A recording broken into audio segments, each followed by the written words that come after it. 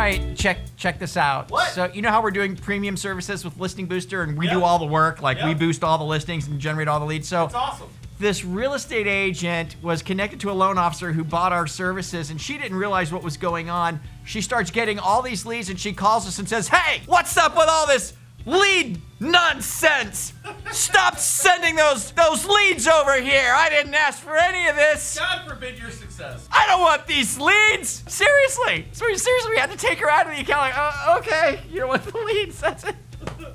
Insane. Listing Booster Premium Services. Check it out. Click the banner you see right here. Scroll down below. Click it. Look, we'll find the deals. You just close them. So according to a survey by Fannie Mae of senior loan officers, I don't know what that means. How do you get that title, Frank? What's the time? I would say 10 years. Okay, 10 years. But it's senior loan officers.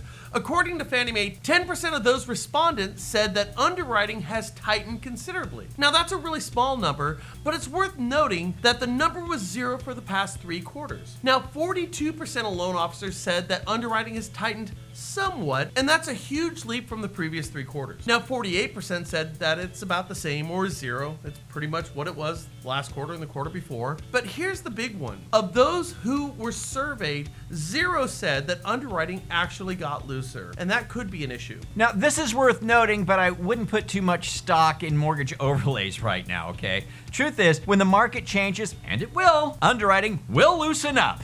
It's tighter now simply because companies can be tighter, and when they can't, they won't. So when you watch your local morning news, as I do every day, which is a habit, they constantly cycle weather and traffic, like every 10 minutes. It's clockwork. Traffic is always okay early in the morning, and it gets worse as the day goes on. Now, I don't need to have a traffic person or a weather person because I have this thing called Google, and I have this thing called Waze, yet they keep throwing this stuff at us for some reason, and we keep watching. Do you know what it is? It's a habit, and there's something to be said about habits. They're really, really hard to break. Nearly impossible to break. That, by the way, is what every sales coach across the country is trying to teach you and trying to accomplish, for you to break your habits. And you'll pay thousands of dollars a month to make this happen, yet we do this all the time. I really don't know if it's effective or not, but I do know this. I run a book club right now where we have to read sales books, and we've done this for the past year. And what I'm trying to do in earnest is apply what I'm learning from these sales books to my career. Now, here's what I've accomplished when it comes down to habits. Now, of all the things that I've learned over the past year on a weekly basis, I drive to school with my daughter and it takes about 2 minutes. Yet I always listen to talk radio on the way into work. But this is when my daughter becomes something of a talker. And so what I've had to learn to do is turn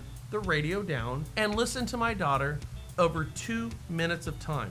Oh my God, no! It's become almost impossible to do. I find myself turning the radio up and listening to my talk radio because that's my habit. So if it's that hard for me to change my habit of listening to my daughter over a 2-minute period of time, how hard is it for us to break the harder habits that we have in our life? This is just food for thought. I want you to think about this as you're going about your business and trying to make things better. According to Fannie Mae's Home Purchase Sentiment Index, 53% of Americans now believe it's a good time to buy a home. That's an 8% decrease from June's 61%.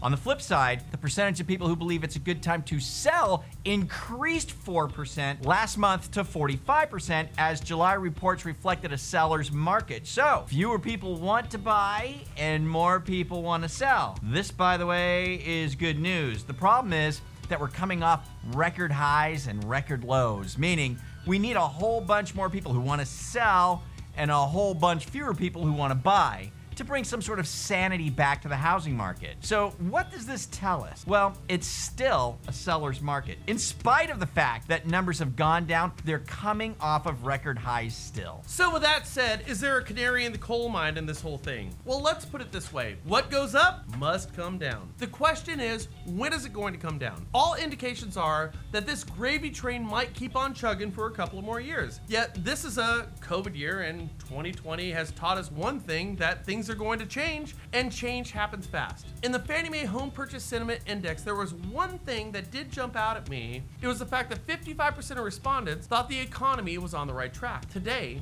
that number is down to 34%. That's a big drop, and those types of shifts can and will change how people behave, especially in housing. In short, don't be surprised if our market does a 180 as it did in 2008, our last once-in-a-century economic meltdown. The only thing you can do is affect how you conduct yourself. Those habits, those calls. Those emails, those texts, those instant messages, the technology part of what we do. Now, I can promise you this. Those that put a solid 8 hours in per day, or maybe 10 hours in per day, who are engaged, in the pocket, and staying in touch with their personal ecosystem, their sphere of influence will experience less disruption and anguish when the red-hot seller's market turns into, what we're gonna find out, a buyer's market. Don't lose sight of that.